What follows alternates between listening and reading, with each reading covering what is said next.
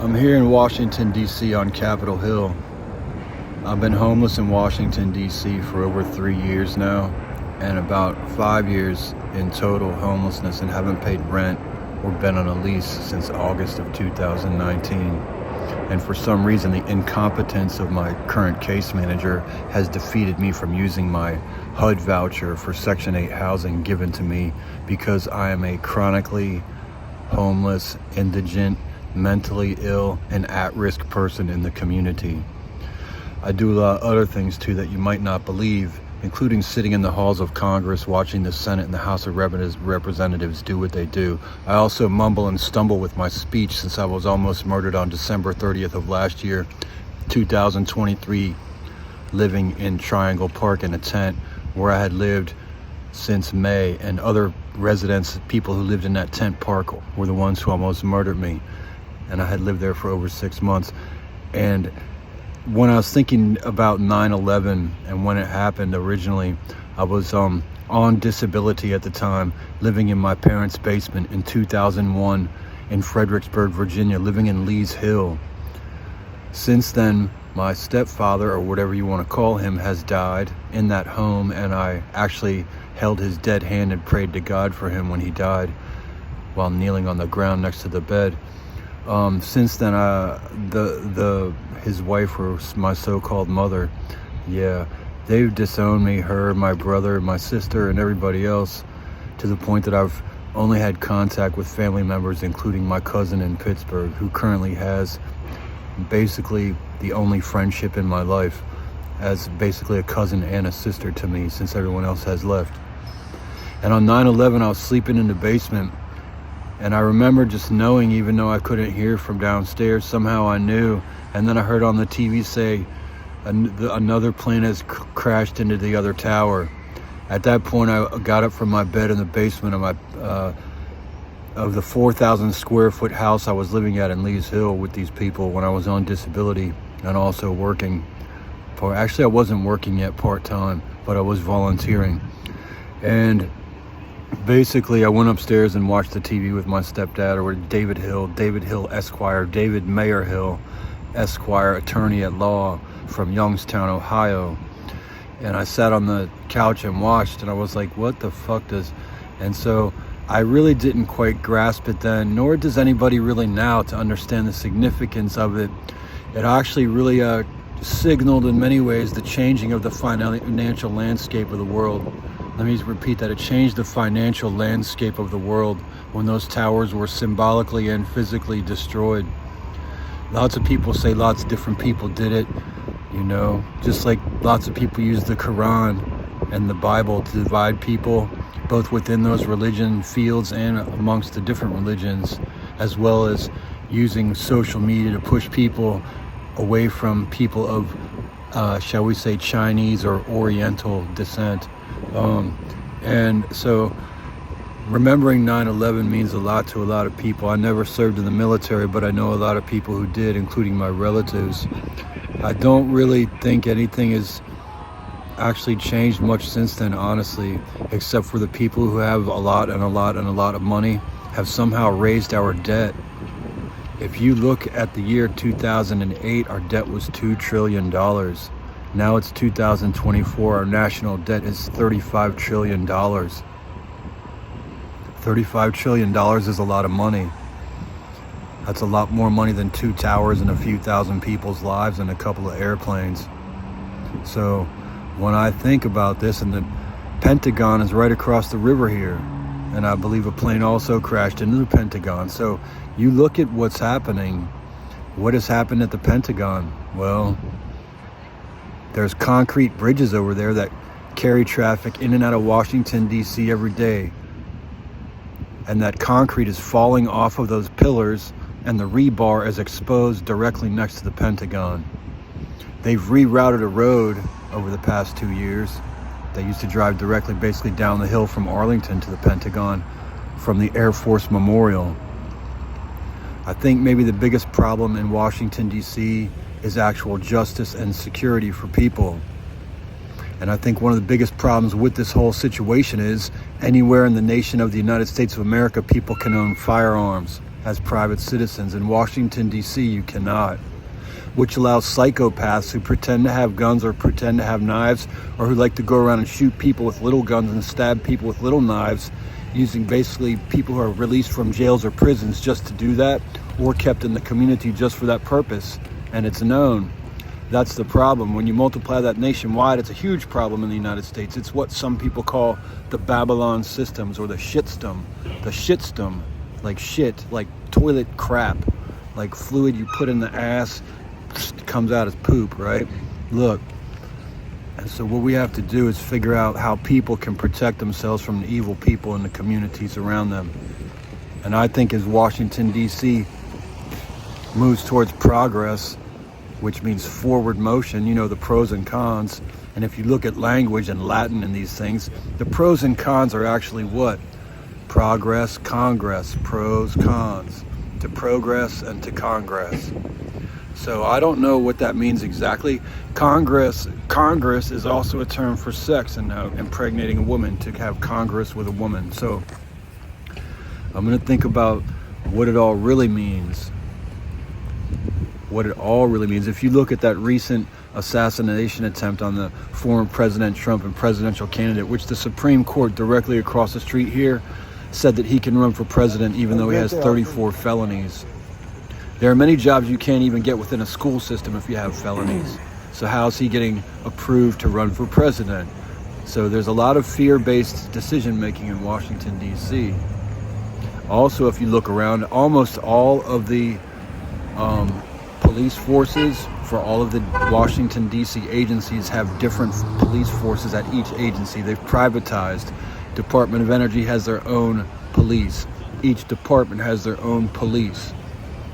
It's been privatized pretty much for everywhere in this nation's capital, Washington, D.C., for the United States of America. There's armed police at cannabis stores. There's armed police at banks. There's armed police in the community. But the thing is like this, the Secret Service and the Capitol Police, they are not private police. They are federal police, unlike the other officers or police officers here. So you have to wonder why all this distrust for a centralized police. I'm sure the Metropolitan Police Department is befuddled with all the stupid crimes and fake reports of crimes and fake reports of fires, and the people on the streets who pretend to be dead every day almost in the same spot so someone can call the ambulance, and waste resources. The more resources you waste, the more trouble you cause for the people in charge, because they're trying to figure out how to solve problems that are not solvable. If you pay people with crack cocaine or heroin or whatever else they're putting on cigarettes or whatever is going on around here, and that's what people are paid in, they'd rather solve that fix and remember today is just one day, when they can't even remember 5 minutes from now or remember the day before. So if you don't have cognizant thinkers, people who can remember the day before, you can do anything to them. And then they're scared, so you have a bunch of fleas or scramblers or people who don't mind doing the dirty, whatever the dirty is. And then we have a system of legislation that puts people into prisons for basically no reason sometimes, or sometimes it's for a reason. And then they let them out 10 years later, 8 years later, 13 years later. You know, and of those crimes, if you abduct a child and molest them, you get a long time in prison. And I used to serve people after they were released and help them get work, and I felt terrible that they were released into the community, and thought about how, what if that young kid who he molested over there in King George County when he was 10 years old and abducted him to a hotel room, now it's 12 years later, what if that young kid goes through that Burger King now and goes to get his Whopper, and he goes, I got your Whopper for you right here with your fries and your drink. And it's the dude who fucking abducted him and molested him. And that kid was just home from college. So you put all these thoughts in your brain, and you witness and you observe, and you wonder why we release super predators every day from our prison systems, murderers, rapists, pedophiles, and human traffickers, which we decided to call something else after slavery was abolished in 1865 by the United States of America on paper. Now we just call it human trafficking. Some people call it sex work. What do you call it? If you got involved at the age of 30 voluntarily, you know shit that goes on to children. If you're a bus driver, you know shit that goes on to children and where they keep them. You know who hurts the people and stabs them with their sharp claws, or does the evil to them and keeps them locked in rooms. Anyways, have fun celebrating what I really don't understand. And what I really don't understand is why we have a holiday for going to work called Labor Day, celebrating the fact to go to work, but we take the day off. Yet the hallmark of the United States of America and democracy, although we are what's called a republic, run by the Supreme Court, the Congress, which is a bicameral body, and also the executive branch, which is the president and his offices, we are still a democracy. And so if we don't have even voting day as a holiday, or if voting day is on a day in places that are freezing, like Chicago or Boston or Spokane, Washington, or Idaho, I don't know, cold places, you have to wait outside sometimes to vote before you go in, before work or after work. Why don't we make voting day a paid holiday nationwide and make it on a warm day, and make it across the entire nation for all local, state, and federal elections and ballots? That means voting for people or on laws. Now that's democracy. And look, I can even take my shirt off on Capitol Hill with police around and nobody cares.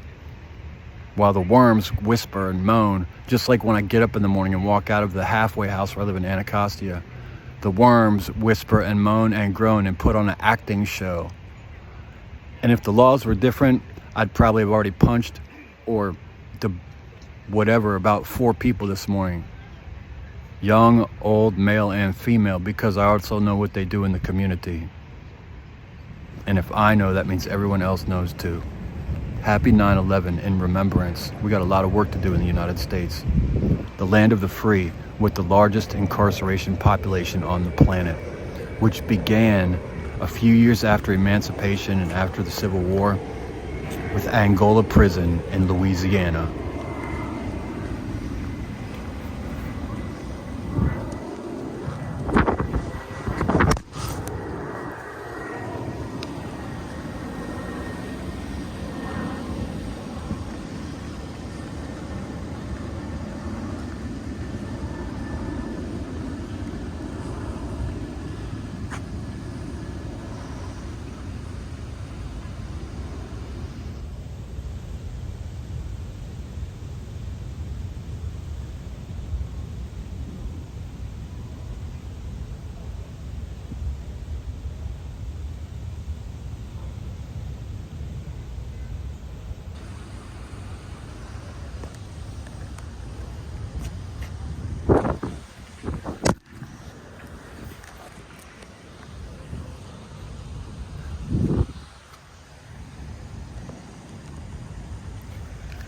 And on a basically completely other note, not based upon reflections on 9/11 and remembering what happened those years ago in New York City and the United States of America.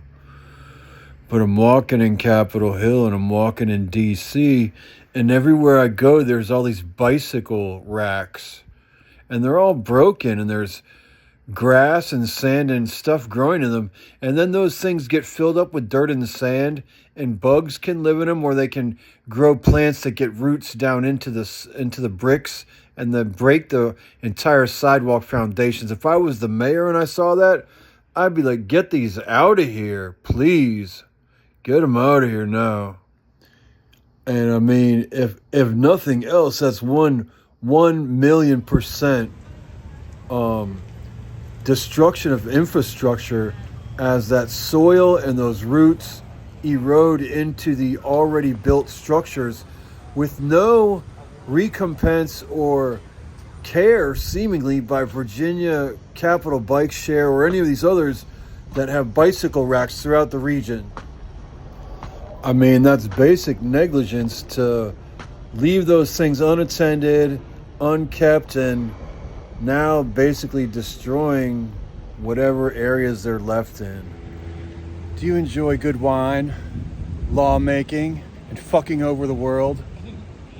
I don't, but lots of people do, and they come to Washington D.C. to do it. Ha ha ha. That's not why I'm here. Why are you here? Why are you here? Ah.